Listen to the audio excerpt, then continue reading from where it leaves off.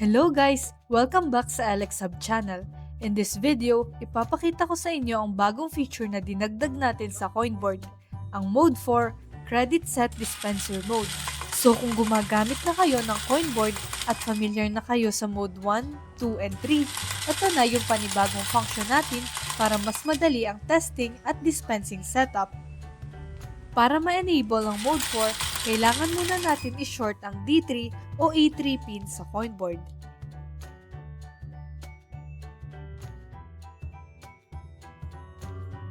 Kapag naka-short na yan, automatic na lalabas ang Mode 4 sa screen.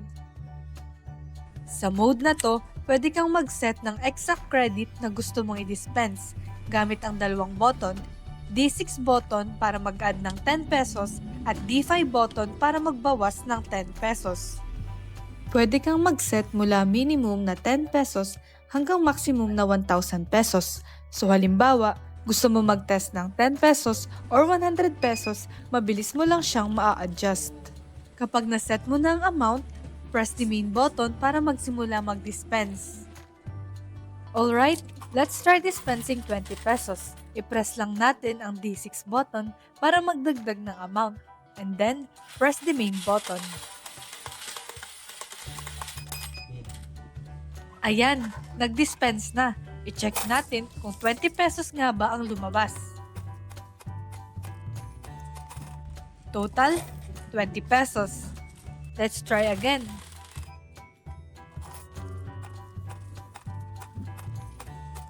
Result, exactly 20 pesos. Last try. Whoops, parang kulang na ang ating points. Kung sakaling maubusan ng coins ang hopper, automatic na tutunog ang buzzer para ma-notify ka. Let's refill it. After refilling, i-press mo lang ulit ang main button at itutuloy niya kung ano pa yung remaining credit na hindi na-dispense. Meron ding auto-restore credit ang Mode 4. Ibig sabihin, kapag nag-set ka ng credit, hindi mawawala ang nakaset na amount even after dispensing.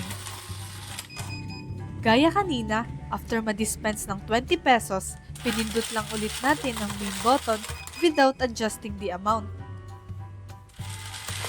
Pero, kung gusto mo namang i-reset ang nakaset na credit, i-long press lang ang main button at babalik siya sa 0.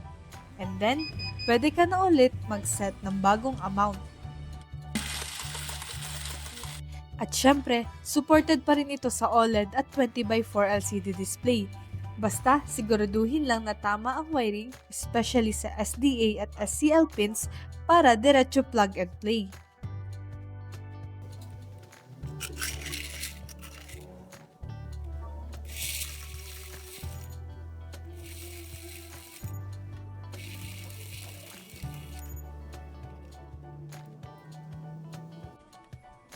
So yun, ang Mode 4 Credit Set Dispenser, perfect para sa testing, calibration at fixed value dispensing setups.